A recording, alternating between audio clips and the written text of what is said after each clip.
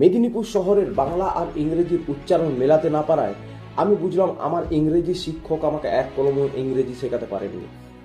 মেদিনীপুর খুবই সভ্য শহর। এখানে মানুষের পাশাপাশি বাড়ি ঘরও জামা কাপড় পরে দাঁড়িয়ে থাকে। শহরের পাশে বয়ে চলা কংসাবতী নদীর চারপাশে তৈরি হয়েছে এরকম সুন্দর একটি রিভার ফ্রন্ট, যেখানে সুন্দর সুন্দর ফুল গাছ লাগানো রয়েছে। আমার এতদিন একটি ভুল ধারণা ছিল যে হোয়াইট হাউস আমেরিকার ওয়াশিংটন ডিসিতে রয়েছে। হোয়াইট হাউস আসলে মেদিনীপুর শহরে অবস্থিত এবং আমেরিকার রাষ্ট্রপতি এখান থেকে তার দেশ পরিচালনা করে।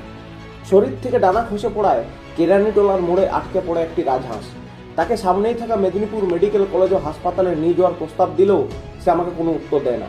মানবতার কোনো জায়গা নেই এই শহরে। শহরের ওয়েস্ট ম্যানেজমেন্ট প্ল্যান্টে কাজ করছিলেন কয়েকজন কর্মচারী। তাদেরকে আমি জিজ্ঞেস করি, দাদা সরকারি না কন্ট্রাকচুয়াল? তারা আমাকে উত্তর দেয় হাম্বা। আলাদা ভাষা হওয়ার জন্য আমি বুঝলাম এনারা বহিরাগত।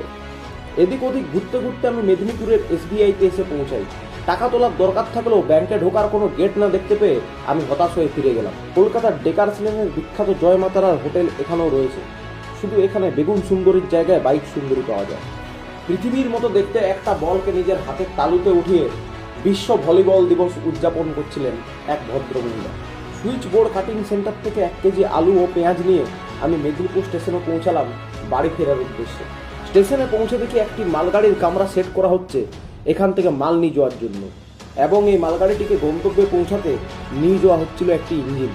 কিন্তু ইঞ্জিনটি কেন লাইন ছেড়ে প্ল্যাটফর্মে চলাফেরা করছিল বুঝতে পারলাম না।